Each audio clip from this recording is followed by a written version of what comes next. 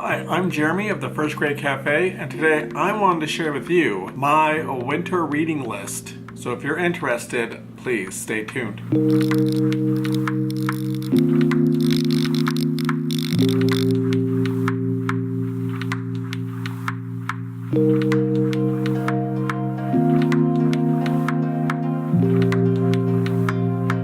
Welcome. So today I'm going to be sharing with you my 3 books that I have currently been reading or have finished reading, and I wanted to share them with you guys. These are not books that you just have to read in the winter time. They can be read at any time. They are just ones that I have read recently. So at the end of this episode, you might have a special guest coming on that will share one of their favorite books that they've read recently. So if you want to stay till the end, that would be fantastic. The first book is a book called Crash. It was by Keith Houghton. I think that's how you say the last name. I don't know. It was a good book. It was really good. It was really interesting. I'm kind of into the psychological thriller type stories, so it kind of fit into my genre of the books that I like to read. But not all of the books I'm going to have for you guys today are going to be that type of book. So the main character, his name is Jed. He wakes up and he's at his job, but he doesn't recognize it's his job. He doesn't know who he is. He doesn't know who any of the people are. He doesn't know where he works at. He doesn't know any of that stuff. So he has, I forget what they call it. It's like a type of amnesia. And so he'll wake up sometimes and he doesn't remember. And usually it comes back pretty quickly, according to the book. But this time here it does not. So then it's basically a story of him trying to figure out who he is and where he's coming from and where he, and so it unravels as it's going along. He slowly finds out clues and things start coming along. So then it has a huge twist at the end, of course. So I really enjoyed reading it. It really held my attention for quite a bit. So it was just really good. You kind of felt like as you were going through the story that maybe you have the amnesia too, because I don't know what's going on, So it was just really interesting, and little things that were happening, you kind of were like, oh, well, that's weird.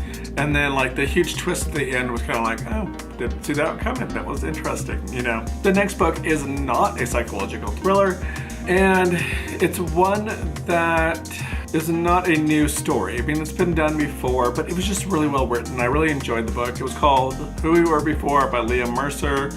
It was sort of a love story type book, and it was it did have a little bit of surprise kind of thing going on, but what ends up happening is there's the lady, which I can't remember their names off the top of my head because I did read this several months ago, so I don't remember the total their names, but it's a man and a woman, and they're married, and they're going on a trip to, I believe it's London, if I remember correctly, and they get off the train, and they are, because that's all like in the UK type things. So they get off the train and the woman realizes, the man's like, I'm gonna go get something. So he goes to go get something, and they're in this huge crowded train station. They don't know where, they don't live in London, so they were going on vacation. And so she realizes that her wallet has been stolen, or she's forgotten it. So she goes back to go find it, and while her husband is off doing something else, so then they end up getting separated, and she doesn't have money to call. She doesn't have her phone. She doesn't have any of that stuff. So she is kind of just lost. And at the time, you have to realize that they're kind of having a disconnect, and they're not. There's been some issues in their marriage, I guess you could say, and that storyline starts to come out as it goes along. So she's very subdued. She doesn't really want to. It doesn't seem like they really want to stay together anymore. As they go through the story, you start to realize, the things that have happened. They had a child at one point, and the child end up dying, and you figure out that storyline and why it happens, and and then you start to find out a lot of stuff. I'm not trying to give out too much details here. So you start to figure out a lot of stuff that's going on between their relationship and what their downfalls have been as they're going along. The husband thinks that the woman, the wife, has just decided that she's done with this trip. She doesn't want to go on it, so she's heading back home. That's what he assumes, because they haven't been talking, so they're not communicating really well with each other. The woman, the wife, doesn't know where he's at all, because she doesn't have a phone or anything like that. So the woman has no money either to get hotel rooms to get anything. So she's kind of out just roaming around London. So, sorry, not London at all. I don't know what I was thinking. It's actually Paris. So they were going to Paris is where they were going. I think they were from London, if I remember correctly in the book. It's been a while since I've read it. The wife's name was Zoe. The man's name is Edward.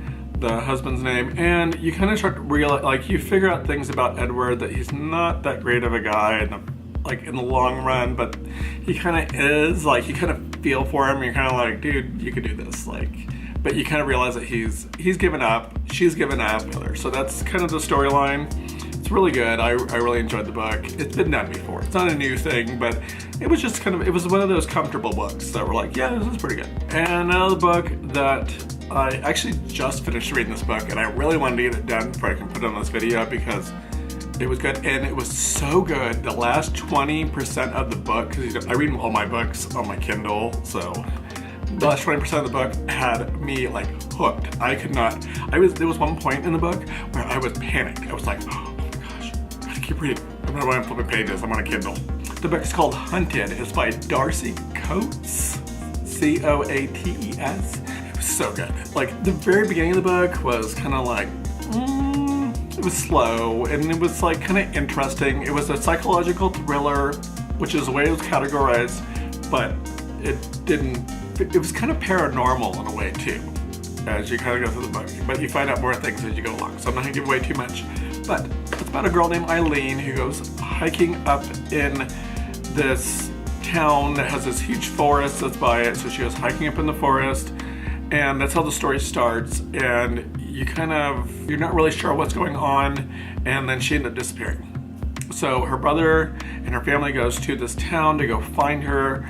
Nobody knows that the brother and his friends went, and so the parents think that he's at home. The parents are there in this town, but he didn't stay home. He went off and with his friends, and they went out hiking into the woods, and a lot of these people go missing a lot of times out in the woods. So it's kind of the story of what they're discovering while they're out there in the woods, and kind of how well their friendship is going together and how things are not as great as they seem. So they thought they had this whole plan. They were like, hey, we got all these things we're gonna do as we go out looking for his sister. They assumed the sister was alive. The detectives and everybody that were there felt like she was dead because they're like, people don't live out in the forest. You know, they cannot survive. It gets too cold. Wild animals come and they eat them or whatever. But the book had me. The first part of the book, I was kind of like, yeah, all right, cool. And then it gets around like 75-80% of the book, and it was like a page turner. I was hooked. There was one part where I realized I was holding my breath because I was like, oh my gosh, what's gonna happen? It was crazy. It was really one of those books that had me captivated through most of the book. So it was really good. Now comes the time for my special guest. Our special guest is Rudy, so here he comes. I'm so excited. There you go. Is that better? Can you scoot over a little bit? We're just going to be talking about a book that he read recently that actually is one of our books that we have for our publishing company, but that's not the reason he's talking about it. He really enjoys the book. So do you want to go ahead and share about the book that you have? So my book is Sunflower State of Mind by Tracy Bittner, and it kind of has a personal connection because I grew up in Kansas in a rural area. And the setting of the book is in a rural area. Actually, it was written by my dad's cousin, but that's not why we published it. It was because it was a really good book. So I just don't want people to think, oh, he published it because it was his cousin. But no, it's a really good book. The book is about this lady. She's probably middle-aged. She lives in a really small town in a rural area. And she's trying to come to terms with the fact that her life isn't going how she planned. She's really depressed a lot. She has a lot of pain. She's lonely. So she's kind of on a quest of self-discovery, trying to figure out who she is, what she's supposed to be doing. Some things happen that are pretty significant in her life, and it kind of makes some big changes in her life. The reason I like this book is because you can identify with the character. You don't necessarily always find that ability in a book to identify with the character on a personal basis. Just the fact that, you know, she's in a rural area makes it very personal to me because you don't find a lot of books in a rural area. The other thing about this book is that it goes through several different like emotional stages. There's, you know, sadness, happiness, grief, and then finally there's some consolation at the end, but I won't give away too much. The best way that I would say to sum up this book is it's kind of like one of those Christmas Hallmark movies if one of them was rated R. That's a little better. So, because it does have some strong language, some drug usage, and some other stuff that would not be on Hallmark. But it's a really great book, so I hope people will check it out. Again, it's called Sunflower State of Mind, and that kind of references the character's self-discovery throughout the story. She's kind of like a sunflower. You know, sunflowers grow in very harsh soil. They're always looking for the sun. I don't know if you've ever seen videos of that, but it's really cool to see sunflowers move during the day. They kind of follow the sun.